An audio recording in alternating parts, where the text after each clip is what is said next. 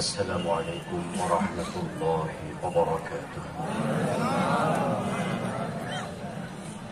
الحمد لله الأكرم الذي خلق الإنسان وكرمه من البيان ما لم يعلم، فسبحانه لا يحصى امتنانه ولا باللسان ولا بالقلم. نشهد أن لا إله إلا الله وأن محمدا عبده ورسوله الذي أرسله بالحق بشيرا ونذيرا وداعيا إلى الله بإذنه وسراجا منيرا. فقد قال الله تعالى في كلامه المجيد والفرقان الحميد. সবাই পড়ুন আউযু বিল্লাহি মিনাশ শাইতানির রাজীম। বিসমিল্লাহির রাহমানির রাহিম। ألف لام را كتاب أنزلناه إليك لتخرج الناس من الظلمات إلى النور. وقال تعالى إن الله وملائكته يصلون على النبي يا أيها الذين آمنوا صلوا عليه وسلموا تسليما. সবাই দরুদ ইব্রাহিম পড়ি। আল্লাহুম্মা সাল্লি আলা মুহাম্মদ ওয়া আলা আলি মুহাম্মদ কামা সাল্লাইতা আলা ইব্রাহিম ওয়া আলা আলি ইব্রাহিম ইন্নাকা হামিদুম মাজিদ। আল্লাহুম্মা বারিক আলা মুহাম্মদ ওয়া আলা আলি মুহাম্মদ কামা বারাকতা আলা ইব্রাহিম ওয়া আলা আলি ইব্রাহিম ইন্নাকা হামিদুম মাজিদ। উপস্থিত রুদামিয়া কমপ্লেক্স ফাতেমা রাদিয়াল্লাহু তাআলা আনহা বালিকা দাখিল মাদ্রাসার উদ্যোগে মরহুম রুদামিয়া চেয়ারম্যান ও হাজী আবুল খায়ের মিয়ার স্মরণে 15তম বার্ষিক তাফসীর ও কোরআন মাহফিলের সনাতন সভাপতি আলহাজ জয়নাল আবেদিন মামুন চেয়ারম্যান, 2 নং রাজাপুর ইউনিয়ন পরিষদ সভাপতি অত্র মাদ্রাসা, আল্লাহ তাআলা সম্মানিত সভাপতিকে কবুল করুন, আমিন। আজকের মাহফিলের সম্মানিত প্রধান মুফাসসির প্রখ্যাত আলেমে দ্বীন আল্লামা হযরত মাওলানা মোল্লা নাজিমউদ্দিন হাফিজাহুল্লাহ, আল্লাহ তাআলা তিনাকে কবুল করুন, আমিন। এতক্ষণ পর্যন্ত চমৎকার করে ইসলামী সঙ্গীত পরিবেশন করলেন সুর সম্রাট, গোটা বাংলাদেশের তরুণ যুবক আবাল বৃদ্ধা বনিতা হৃদয়ের স্পন্দন জনাব শিল্পী বশিউর রহমান, আল্লাহ তাআলা তিনার কণ্ঠকে কবুল করুন, এই গান তিনার নাজাতের ওসিলা বানিয়ে দেন, আমিন। আলোচনা করেছেন হযরত মাওলানা রহিমুল্লাহ বশিরি। এছাড়াও আরো অনেক অতিথিবৃন্দ রয়েছেন আমার সম্মুখে আমার বাবার বয়সী মুরব্বিয়ানি কেরাম, যুবক ভাইরা, কচি কাঁচা মাসুম বাচ্চারা, পর্দার অন্তরালে অবস্থানরত মা এবং বোনেরা, আসসালামু আলাইকুম ওয়া রাহমাতুল্লাহ। কেমন আছেন আপনারা? আলহামদুলিল্লাহ। অনেকক্ষণ ধরে আলোচনা শুনেছেন, বিরক্ত হয়ে গেছেন? আর কিছু সময় কথা শোনা যাবে তো ইনশাআল্লাহ। আলোচনার শুরুতে প্রাণ খুলে শুকরিয়া জানাই আমাদের মনিবের দরবারে, যে মনিব এই সুন্দর পরিবেশে কোরআন শুনবার জন্য আমাদেরকে আসার বসার তৌফিক দিলেন, যেটা ফিলিস্তিনের ভাইদের কাছে স্বপ্নের মতো, ঠিক কিনা? পেটে খাবার নাই, কি বলে যে তাদের কাছে খাবার পৌঁছানো যাচ্ছে না। আজকে দেখলাম কয়েকটা দেশ আকাশপথে গিয়ে তাদেরকে খাবার দিয়ে আসছে। তাদের জন্য তাদের যে অবস্থাটা, তাদের বাচ্চাদেরকে খাবারের জন্য কোনো দুগ্ধ, কোনো তরল খাবার, সাধারণ পানি তাদের কাছে নাই। সে অবস্থায় আমরা এভাবে আয়োজন করে হাক ডাক দিয়ে মাহফিল মাইকিং করে কোরআন শরীফ শোনার জন্য বসেছি, এটা কার নেয়ামত। এজন্য সবাই সবস্বরে উচ্চ কণ্ঠে বলছি আলহামদুলিল্লাহ। রাসূল মাকবুল সাল্লাল্লাহু আলাইহি ওয়াসাল্লামের প্রতি দরুদ এবং সালাম পড়ি, সবাই বলি সাল্লাল্লাহু আলাইহি ওয়াসাল্লাম।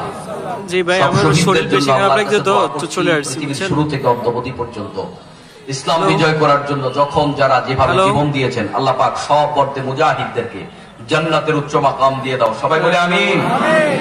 ভাষার মাস আজকে শেষ দিন।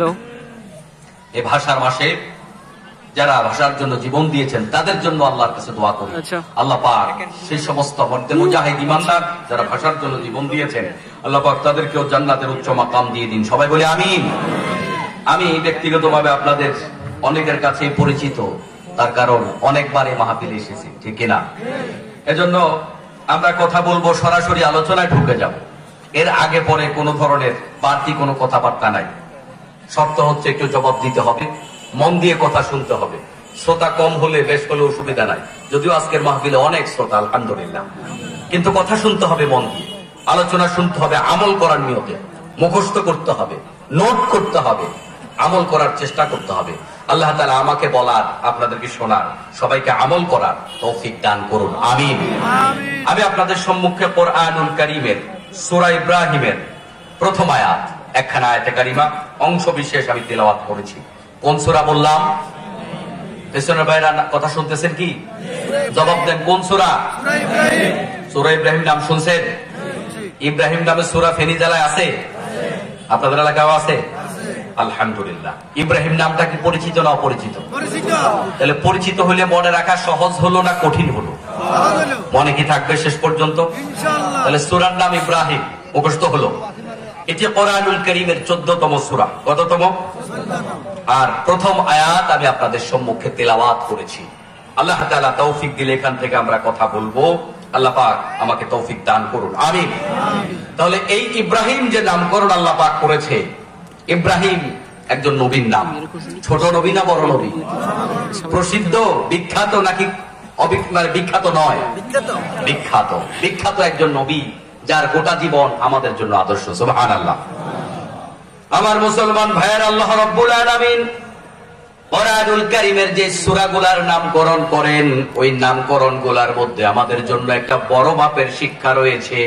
প্রত্যেকটা নামকরণ কোরআনুল কারীমের এক একটা আয়াত, এক একটা সাইন।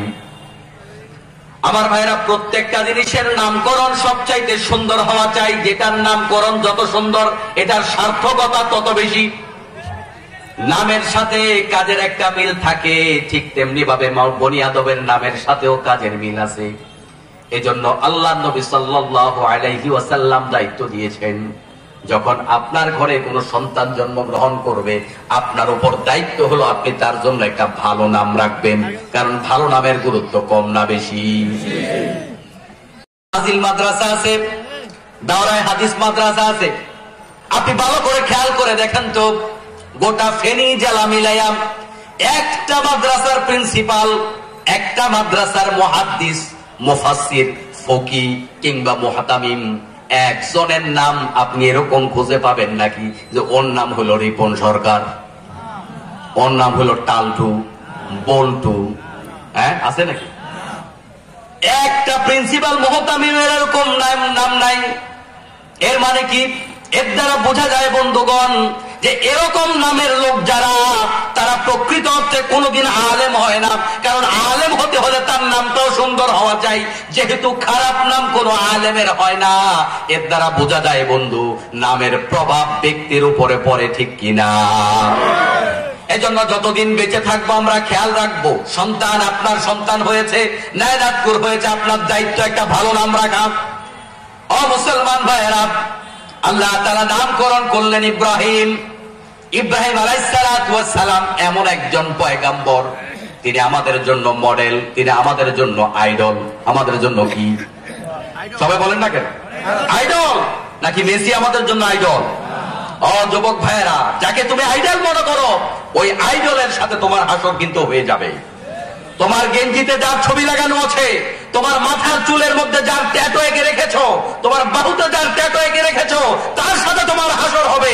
এবার তুমি চিন্তা করো, তুমি যদি নামাজি হও, রোজাদার হও, ভদ্রলোক হও, হারামখোর না হও, তোমার হাসর যদি ওই ইহুদির সাথে হয়, খ্রিস্টানের সাথে হয়, তোমার ফয়সালাটা কি হবে বুঝে নাও।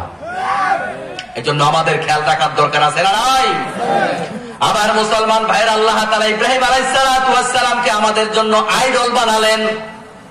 ইব্রাহিম আলাইহিস সালাতু ওয়াস সালাম আমাদের জাতির পিতা, এই গোটা মুসলিম জাতির পিতা। আল্লাহ তাআলা ইব্রাহিম আলাইহিস সালাতু ওয়াস সালামকে বানালেন মিল্লাতা আবিকুম ইব্রাহিম।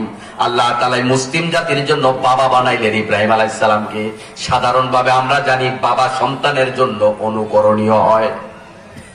আবার এখানে আল্লাহ তাআলা একদিকে বাবা বানালেন, অপরদিকে একটা সূরার নাম দিয়া দিলেন ইব্রাহিম।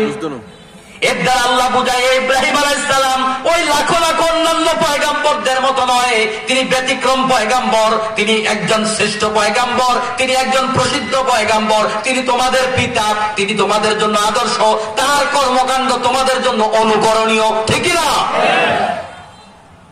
এই ইব্রাহিম আলাইহিস সালাম তার জন্মের পরেই আন্দোলন শুরু করেছেন, সংগ্রাম শুরু করেছেন।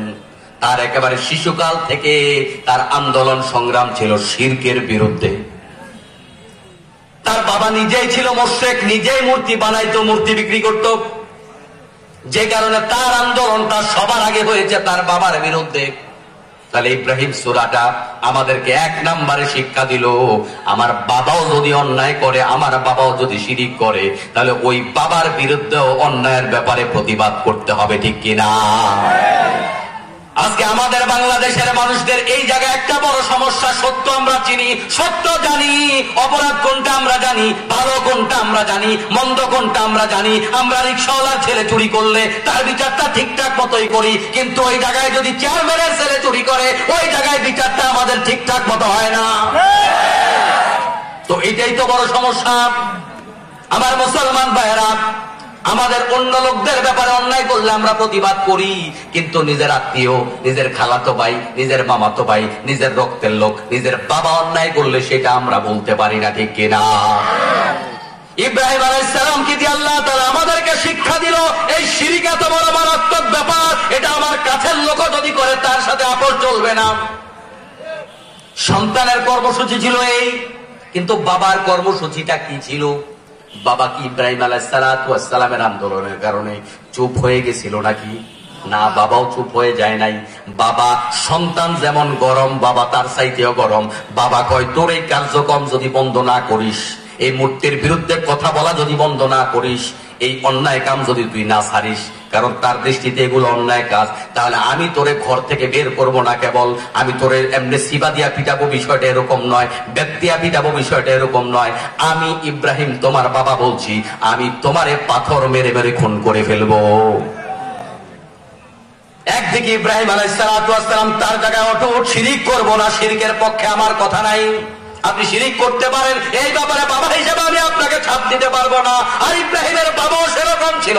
ইব্রাহিমের বাবা বলেছে, তোমার এই কার্যক্রম বন্ধ না করলে ঘর থেকে বের করে দিবে, এমন নয়, তোমার খুন করে ফেলবো। মুসলমান ভাইরা খেয়াল করুন, তাহলে ইব্রাহিম আলাইহিস সালামের বাবার এই যে আক্রমণ, এই আক্রমণে ইব্রাহিম আলাইহিস সালাম কি চুপ সেরেছিল নাকি? আন্দোলন সংগ্রাম বন্ধ করে দিছিল নাকি? তাহলে ইব্রাহিম সূরাটা আমাদেরকে শিক্ষা দিল, ও বাংলার মুসলমান শোনো, অন্যায় কাজে বাধা দিতে গিয়া তোমাদের যদি কেউ প্রতিপক্ষ হয়ে যায়, কেউ যদি তোমাদের সামনে আন্দোলন সংগ্রামের বাধা হয়ে দাঁড়িয়ে যায়, ওই জায়গায় থমকে গেলে চলবে না, কার্যক্রম চালাইয়া যেতেই হবে, ঠিক কিনা? সূরা ইব্রাহিম আমাদেরকে শিক্ষা দেয়, ইব্রাহিম আলাইহিস সালাম গোটা জীবন ঈমানী পরীক্ষা দিয়েছেন। জান্নাতে যাওয়ার জন্য আপনাকে আমাকে ঈমানী পরীক্ষা দিতেই হবে। আহাসিবান নাসু আইয়ুতরাকু আইয়াকুলু আমান্না ওয়া হুম লা ইফতানুন। আল্লাহ তাআলা বলেন, মানুষ কি মনে করে ঈমান এনেছি এটা বললেই তাদেরকে ছেড়ে দেওয়া হবে, তাদেরকে কোনো পরীক্ষা করা হবে না। ইব্রাহিম আলাইহিস সালামের ব্যাপারে আল্লাহ তাআলা বলেন, আমি ইব্রাহিম আলাইহিস সালামকে একটা দুইটা নয়, অসংখ্য পরীক্ষা করেছি। প্রত্যেকটা পরীক্ষায় ইব্রাহিম আলাইহিস সালাম 100তে 100 পেয়েছেন। সুবহানাল্লাহ। তাহলে কষ্ট আসবে, বিপদ আসবে, মুসিবত আসবে, এই জায়গায় ঈমানী পরীক্ষায় 100তে 100 নাম্বার পাওয়ার জন্য ইব্রাহিম আলাইহিস সালামের সন্তানদেরকে চেষ্টা করতে হবে, ঠিক কিনা? ইব্রাহিম আলাইহিস সালাম গোটা জমিনে একজন সহযোগী পেলেন না, গোটা জমিন তার বিরুদ্ধে চলে গেল, ইব্রাহিম আলাইহিস সালামের বিরুদ্ধে। শুধু তাই নয়, আমাদের মতো এখনকার ইলেকট্রিক মিডিয়া ছিল না, প্রিন্টিং মিডিয়া ছিল না, কিন্তু জবান তো ছিল, ঠিক কিনা? মনোযোগিতা আছে আপনাদের? ইব্রাহিম আলাইহিস সালামের বিরুদ্ধে অপপ্রচার শুরু করলো। ইব্রাহিম ডাকাত, ইব্রাহিম সন্ত্রাসী, ইব্রাহিম চাঁদাবাজ, ইব্রাহিম মিথ্যাবাদী, ইব্রাহিম জাদুঘর, ইব্রাহিম গণক, এই সমস্ত মিথ্যা অপপ্রচার ইব্রাহিমের নামে ছিল নাকি ছিল না? কত বেশি ছিল চিন্তা করতে পারবেন না, কত বেশি ছিল। এই অপপ্রচারের মাত্রা বাড়তে বাড়তে বাড়তে বাড়তে এমন পর্যায়ে গেল মানুষ